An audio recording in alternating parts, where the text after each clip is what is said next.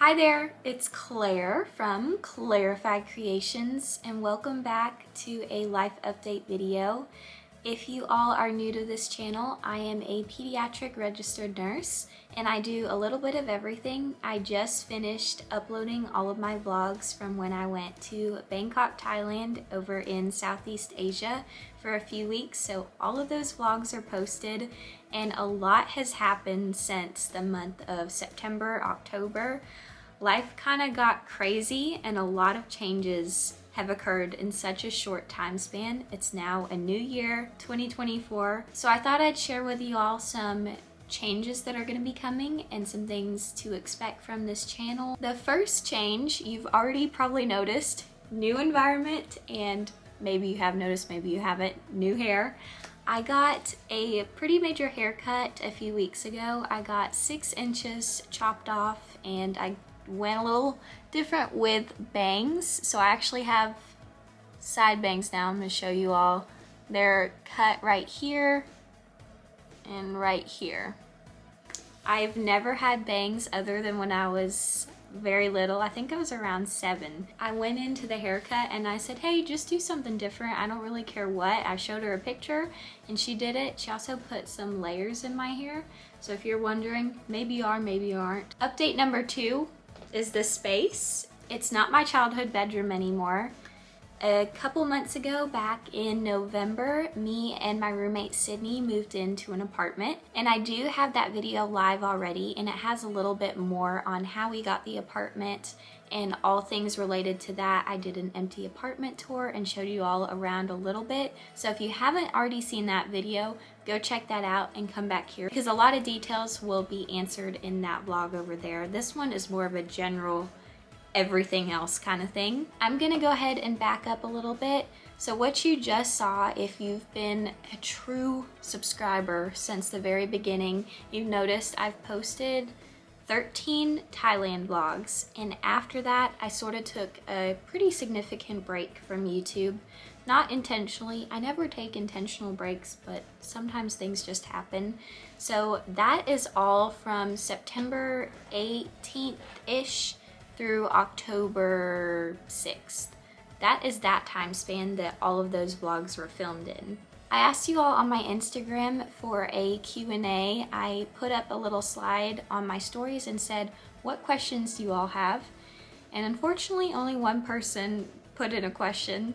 So I will answer that question a little bit later. My last video, I stated that I recently got a new job and I haven't really talked about it any since October, and I want to be really real with you all. Transitioning from inpatient adult cardiology to outpatient pediatric office nursing, it's been such a big shift going from all things inpatient to outpatient nursing.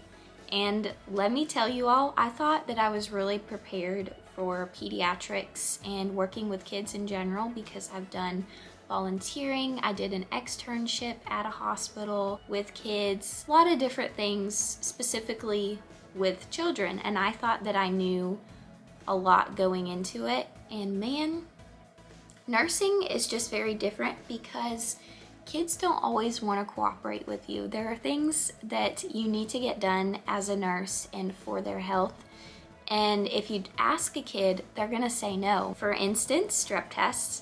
You say, okay, can you open up your mouth? They're gonna tell you no. They don't want a cotton swab in their throat and that makes them gag. So I've learned to work around all of that, and I'm still working on sort of tips and tricks to help me. Sometimes you just have to say, well, if you do this, you're gonna get a popsicle or a sticker afterwards. Kids love popsicles and they love stickers, so pro tip for all of you pediatric nurses or wannabe pediatric nurses, those two things I have found really help. I've also had to learn how to change pace since we are in an outpatient setting. Our patients are not there all day like in the hospital. You have the same patients, or at least sometimes. For the most part, you have them for 12 hours or you have them for most of the day until you get a new one. At our office, it can range from anywhere between 50 kids per day, and the most I've seen is 135 in one day. which is absolutely wild to me. I never knew that an outpatient setting could see that many kids in such a short time span, because we're typically open during office hours. So my job is Monday through Friday. We're closed on the weekends, and for the most part, it's pretty typical what you would think of business hours. The turnover is so fast that you have to be quick. So I've learned how to be quick and condense questions for parents, how to do vitals, and that's another thing. 3-year-old blood pressures, they don't want to sit still, and sometimes you have to just say, okay, we're gonna hold your arm there. If it doesn't work, we're gonna take a manual and move on, because you don't have all day to keep retrying the automatic blood pressure cuff when they're doing this with their arm or looking at it, because they don't know any better. They're 3 years old and they think that that doesn't really matter if you move, but it does. I can tell you with 100% certainty that it is a much better environment than what I was in with the hospital. It is so much more happy in general, and not to say that my hospital that I worked at was depressing or anything like that.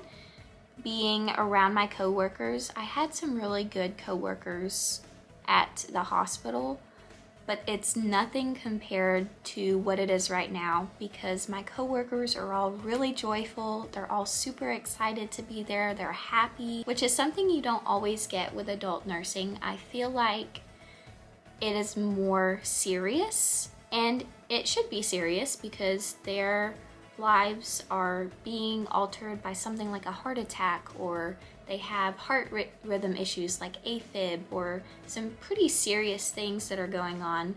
But with kids, they can be coming into the clinic, which is something else I didn't know.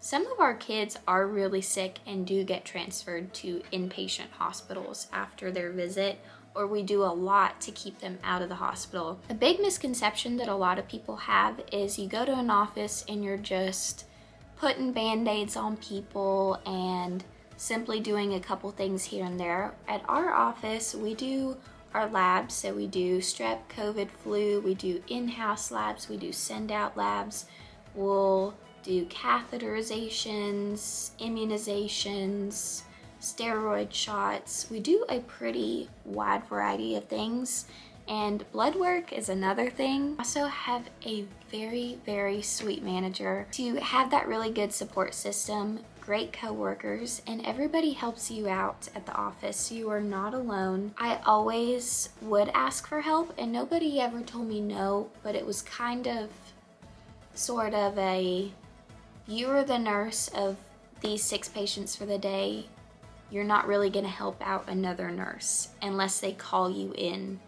With the place I'm at, I don't really have to ask for help. If they see that I need help, they'll just step in and grab a patient for me while I'm doing something else, which is so, so helpful. That's the kind of update on my job. I've been there for almost 4 months now. A couple things that are coming up in general, life things that are unrelated to nursing. I am doing something about my teeth. Finally, you guys. Next Thursday, I am starting the Invisalign process. So if any of you all have went through Invisalign, definitely comment down below. Let me know what your experience was like. I already did the initial consultation. They've ordered all of my trays, and the first one is gonna be on Thursday in just a few days, and I will be vlogging that entire experience because I really wanted to share what that's like, since I am a little bit older, going through the process of correcting my teeth. I have really good dental insurance, and I was able to get a pretty big discount on it, so that's how I'm paying for that, and then the rest I'm paying for out of pocket for it. And oh my goodness, Invisalign is so expensive, you all. I'm gonna make a separate video explaining all of that if you are interested. It'll be a process, and I'm not sure how it's gonna be wearing trays for 22 hours. In March, I have plans to run a 5K with a couple of my coworkers. Keep me accountable because I'm not really much of a trainer, and will I train for it? I keep telling myself yes. Let's get into the one and only question I got on my Instagram, and I sort of already answered this, but this person asked, how is my new job going? How much do I love pediatric nursing? I already went into all of that. The other part of the question she asked was about my boyfriend, and I wasn't sure if I was going to address this on here or not, but I feel like why not? I am currently not in a relationship anymore. So what is the future of this channel going to look like? I'm gonna do a bunch more vlogs. I'm vlogging Invisalign. I'm looking at filming more routine videos, what I do on a day-to-day basis, just lifestyle content, because I really wanna bring you all along for this new journey in adulthood. A couple other exciting things that might happen this year. I'm looking at furthering my education. We'll see how that goes. I'm still not really entirely sure on next steps or when that will be, but I'm considering getting some more education in, which is something I never thought I would do. I always said I would never go back to school after getting my bachelor's degree in nursing, but things could be changing.